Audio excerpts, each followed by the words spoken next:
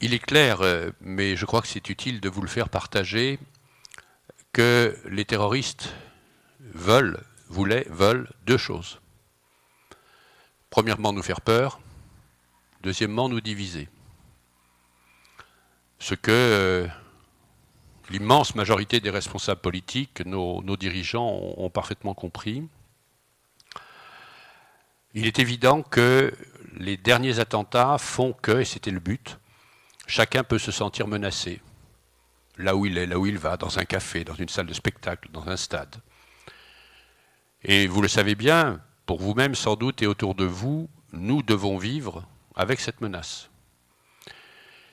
Donc il faut affirmer que nous voulons vivre et nous efforcer de vivre aussi normalement que possible, sans être obsédés par la menace, même si elle est présente.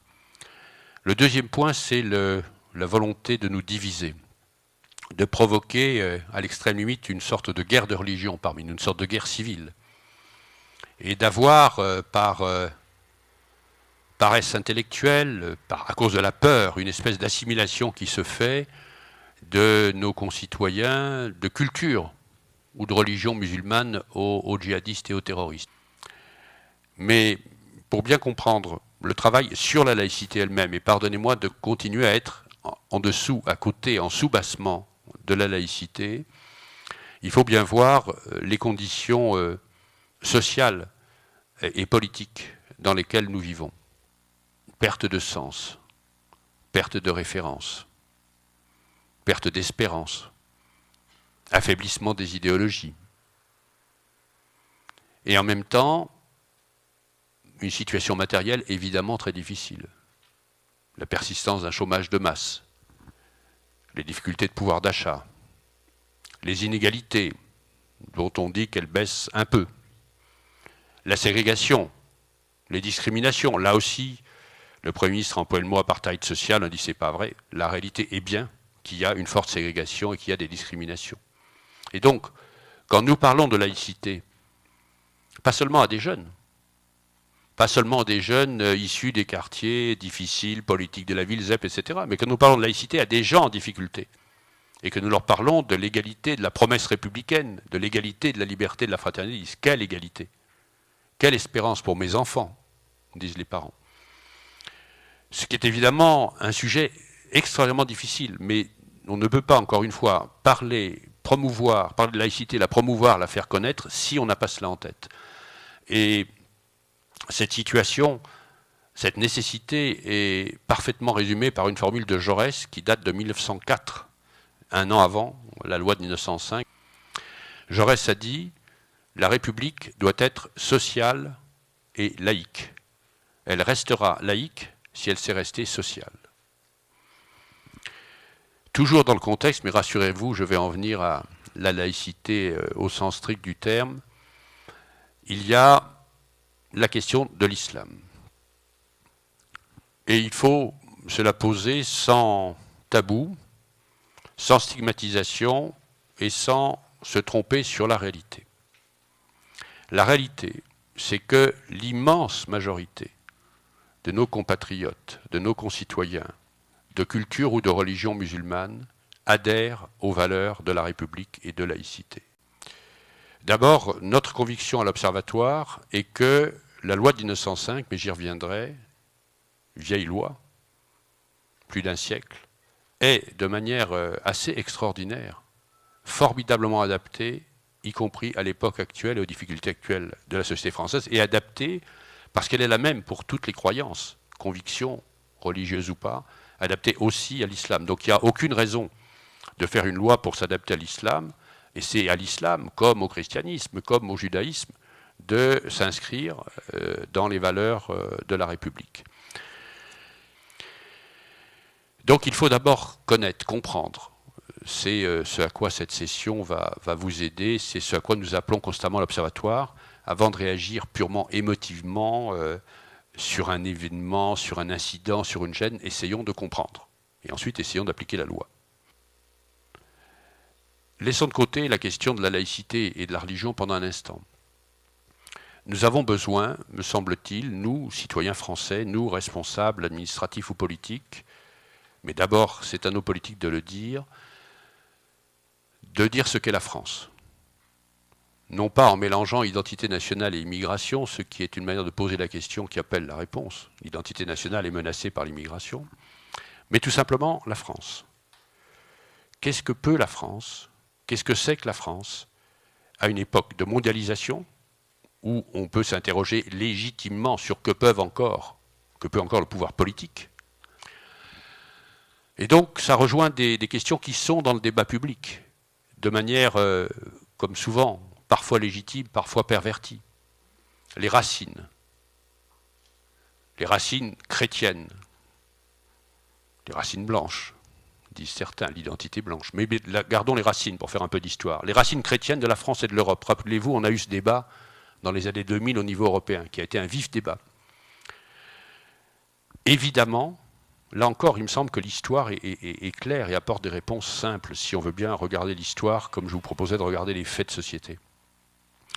Évidemment que la France, l'Europe, ont des racines chrétiennes, qui sont très importantes. Mais nous avons d'autres racines tout aussi importantes. Nous avons aussi des racines grecques, la démocratie.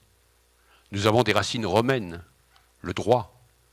Nous avons des racines musulmanes, à la fois parce que des techniques sont venues au Moyen-Âge des terres d'islam et parce que ce sont des sages musulmans qui nous ont réappris la culture grecque. Nous avons des racines des Lumières, des libres penseurs, des francs-maçons. Donc notre identité culturelle historique, elle est tout cela à la fois. Et c'est ce qui fait notre richesse et notre force, à condition que tout cela soit intégré, j'y reviendrai là encore, dans les valeurs de la République. Ce qui est frappant, c'est de voir, je fais vraiment un très grand trait, que la bataille historique qui a abouti à la loi de 1905, j'y faisais allusion tout à l'heure, est une bataille de la nation, de l'État, puis de la République, quand il y a eu la République, face à l'Église catholique. Notamment pour savoir s'il y avait une religion d'État, et d'ailleurs c'est intéressant de voir Louis XVIII, Charles X, Napoléon, religion des Français, religion de la majorité des Français. Et puis, bien sûr, le contrôle de l'enseignement. Et d'une certaine manière, les lois de Jules Ferry des années 1880 sont une étape de la construction de la laïcité. Et on est resté dans ce débat, pour l'essentiel, Église catholique, mais pas que, et République, jusqu'à une date relativement proche. J'insiste sur cette loi Debré parce qu'elle contient, à mon avis, une sorte de contradiction dans les termes. Elle fixe les obligations que doivent respecter les écoles privées, en particulier confessionnelles, mais pas seulement, l'enseignement privé, pour bénéficier de fonds publics qui sont, je vous le rappelle, d'accueillir tous les enfants sans distinction de religion, de race, de couleur, et d'appliquer les programmes de l'éducation nationale. Et puis à partir de 89, c'est la fameuse affaire du foulard de Creil. Un proviseur exclut une jeune fille qui portait un foulard. Et donc, c'est l'islam, après le catholicisme, qui passe au premier rang. Il y a encore des résurgences, il y a encore des difficultés, ici ou là, dans l'application des principes généraux de laïcité dans l'enseignement privé, même si c'est minoritaire, mais ça existe, et c'est notre devoir aussi de les regarder. Et puis, il y a eu la loi de 2010, dite loi anti-burqa. Cette loi interdit de dissimuler son visage en public. C'est une loi qui a été prise à juste titre sur le plan juridique, sur le plan politique, on peut être pour, on peut être contre, comme celle de 2004, à juste titre sur le plan juridique par le gouvernement de l'époque, sur le terrain de l'ordre public. Et on assimile évidemment la burqa à la cagoule qu'on voit dans certaines manifestations, au masque, on a encore vu ça avec des prétendus altermondialistes, ou à des casques de moto quand on n'a pas de moto, etc., etc. Nous avons signé une convention, qui est la Convention européenne des droits de l'homme, qui naturellement, comme la totalité des textes internationaux, ne comporte pas le mot laïcité, mais prescrit, donne instruction de respecter, de défendre, sauf à le justifier de manière précise, les règles de liberté de conscience, donc de religion, et liberté de pratiquer le culte. La loi de 2004 a été validée à peu près sans problème par la Cour européenne des droits de l'homme. J'ajoute qu'elle a une jurisprudence que je trouve d'une très grande sagesse. C'est-à-dire qu'elle admet que la situation de la Suisse, de la Turquie, de la France, de la Belgique n'est pas la même. Que nous avons notre propre histoire, notre propre ordre juridique et nos propres traditions. Et elle laisse, on dirait, au niveau de l'Union européenne, une grande subsidiarité aux États. Donc ce qu'est la laïcité, on ne le savait plus, on l'invoque, je l'ai dit, parfois abusivement, parfois à tort et à travers, parfois, et c'est très clair, dans le discours d'une formation politique, laïcité veut dire anti-musulman, anti-islam, et c'est tout. Mais finalement, quand on réfléchit, quand on discute, et vous avez des éléments très utiles dans ce dossier, c'est finalement pas si compliqué que cela à définir et à comprendre. Ça peut être compliqué à appliquer, c'est bien pour ça que vous êtes là et que je suis là. C'est tout le problème. La laïcité, c'est d'abord un principe général qui s'applique partout. C'est un ensemble de règles juridiques que nous devons respecter. Nous sommes dans un état de droit.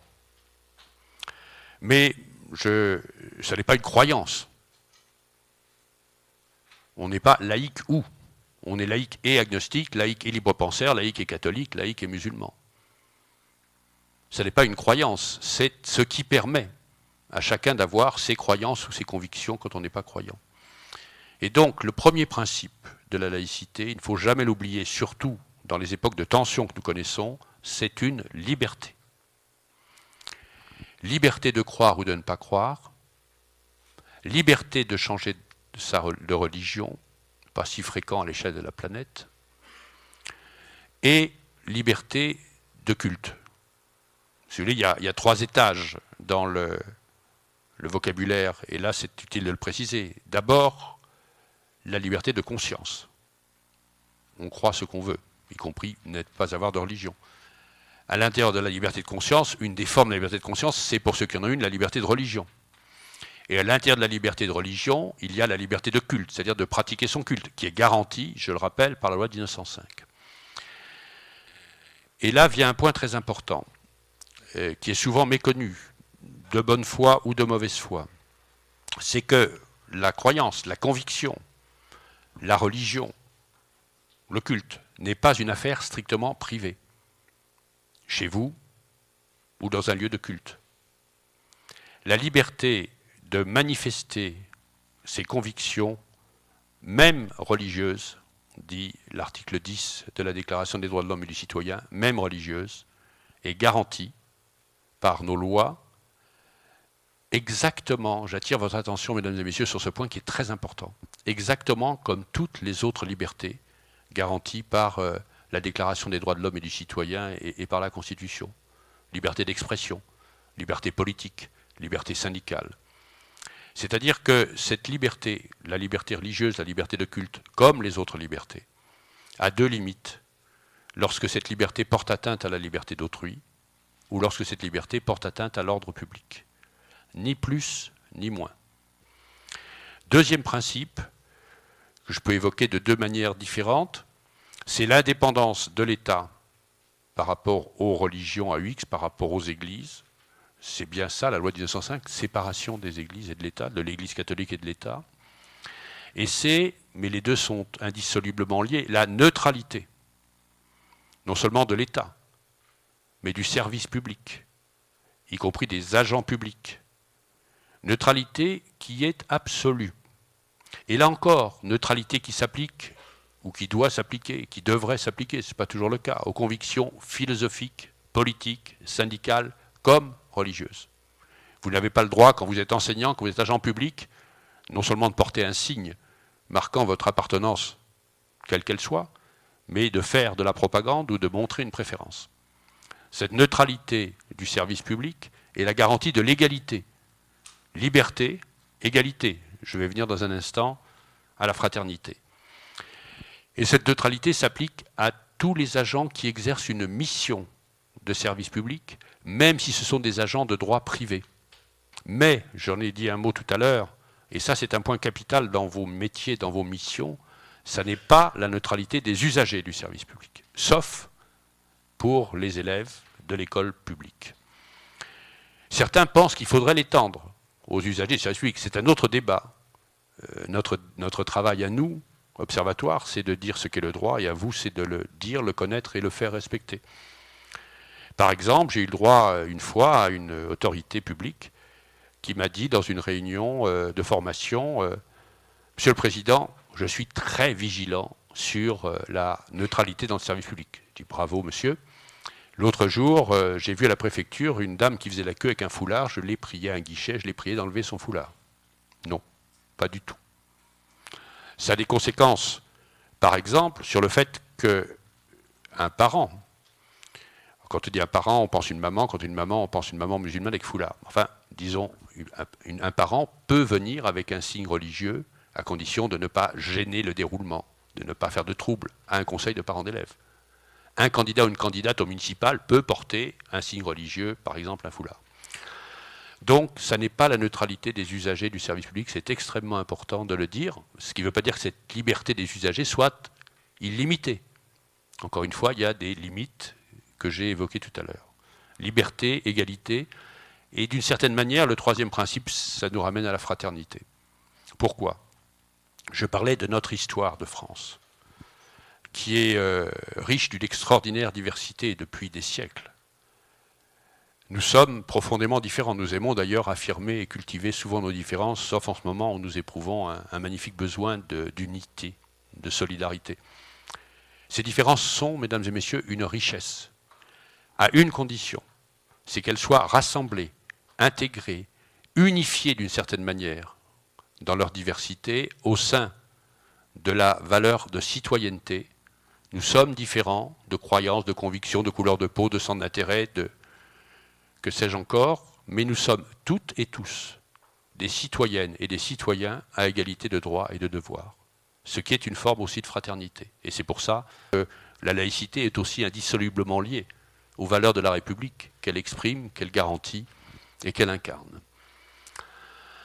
Cela étant dit, que faire ? Que faire une fois qu'on a les idées claires sur ce qu'est le droit, sur ce qu'est l'histoire ?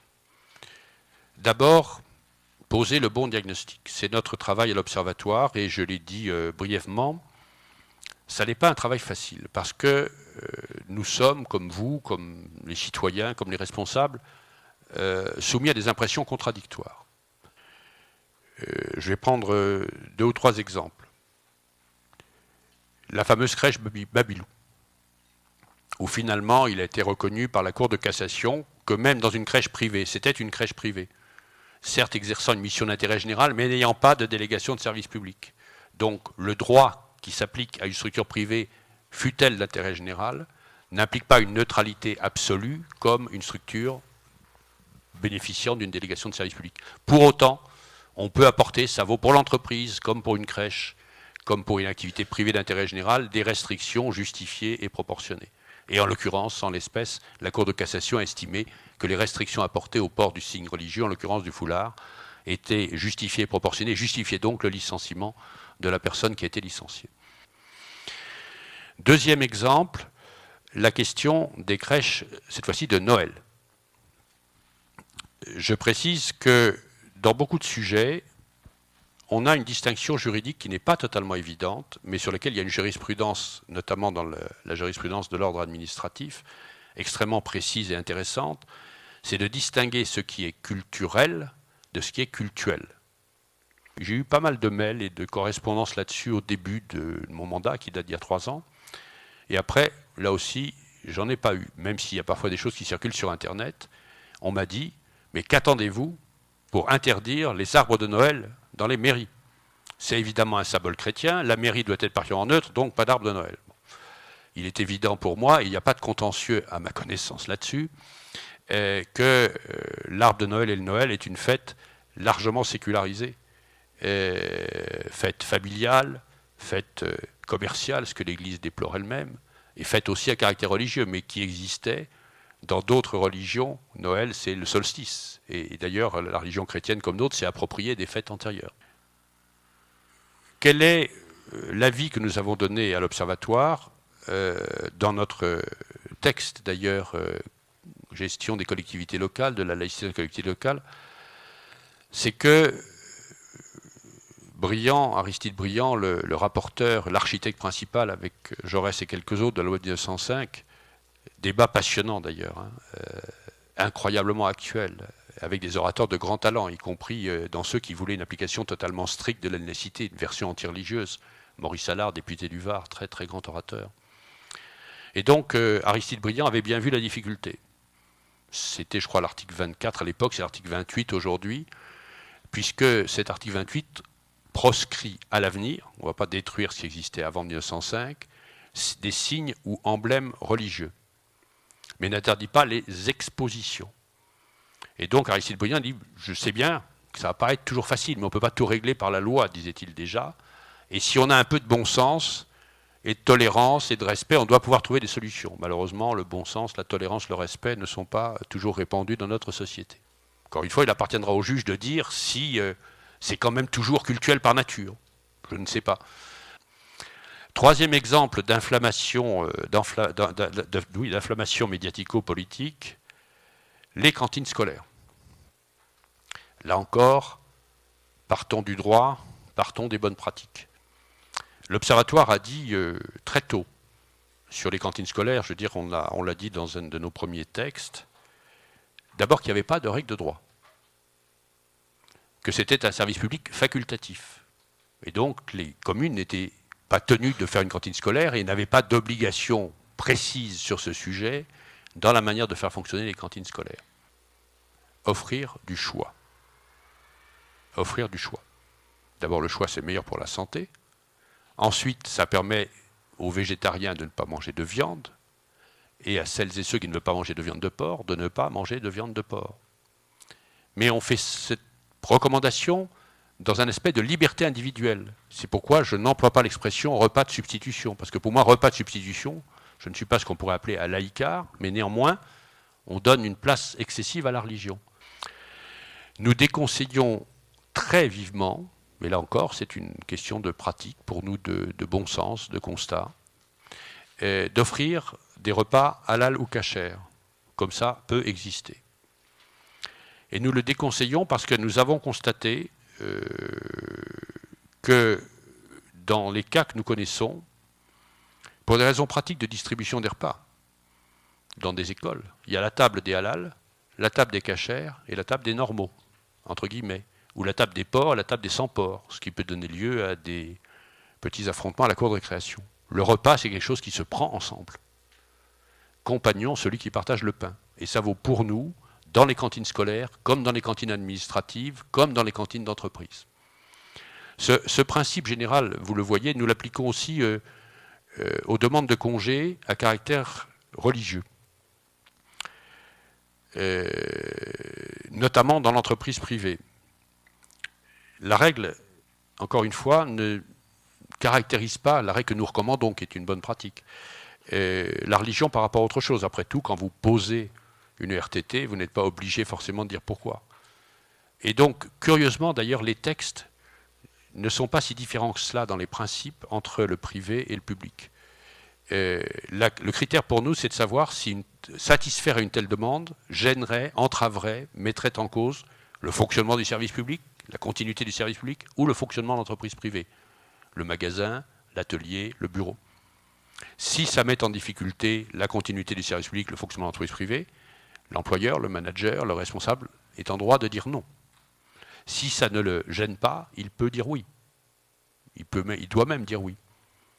Mais c'est une question d'appréciation objective. C'est pas parce que c'est bien ou mal les fêtes juives, c'est pas parce que c'est bien ou mal le ramadan, c'est pas parce que ça nous plaît ou ça nous plaît pas, c'est de savoir si objectivement il y a une gêne. D'une manière générale, d'ailleurs, par rapport à toutes les questions de tenue et de prosélytisme, nous recommandons de regarder les comportements et pas seulement les tenues. Est-ce qu'il y a prosélytisme? Est-ce qu'il y a agressivité? Est-ce qu'il y a gêne aux voisins, aux amis, aux collègues de travail? C'est un critère objectif qu'il nous faut absolument avoir dans ces matières. Quelle est notre conclusion générale? Et je terminerai par là. C'est que pour connaître, illustrer, mettre en pratique ce que je viens de vous dire, et nous l'avons dit dès le début, il y a besoin, et c'est l'expression que nous avons employée, d'un gigantesque effort de formation, d'information à tous les niveaux, pour les simples citoyens, pour les agents publics, pour les élus, pour les syndicalistes, pour les managers, parfois même pour les magistrats. Ça nous paraît la clé pour que cette valeur de laïcité ne soit pas seulement proclamée, comme je le disais, à des tribunes ou dans des discours, mais soit réellement vécue. Car c'est ça la pierre de touche, est-ce qu'elle est vécue et comment elle est vécue. Notre grande satisfaction est de voir qu'avant même les attentats de janvier, c'est en marche. La réunion que nous avons ici en est une formidable illustration. L'effort fait dans l'éducation nationale aussi, dans la fonction publique, dans les entreprises privées. Je crois que nos responsables, notre pays est en train de prendre la mesure du problème. Mais comme ça a été dit, ça prendra du temps. Ça prendra du temps parce qu'il faut que vous soyez formés, que vous vous l'appropriez, que vous soyez des formateurs. Et on n'empêchera pas, même bien formés, qu'il y ait des cas difficiles. Surtout que, je l'ai dit, nous ne sommes pas certains qu'il y ait beaucoup plus de cas, mais nous sommes certains qu'il y a beaucoup plus de crispation. Parce que notre société va mal, parce qu'il y a cette stigmatisation possible de l'islam, parce qu'il y a des comportements agressifs.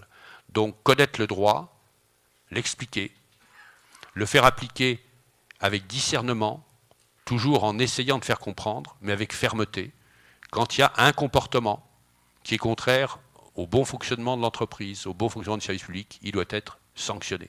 Donc fermeté et intelligence. Merci beaucoup.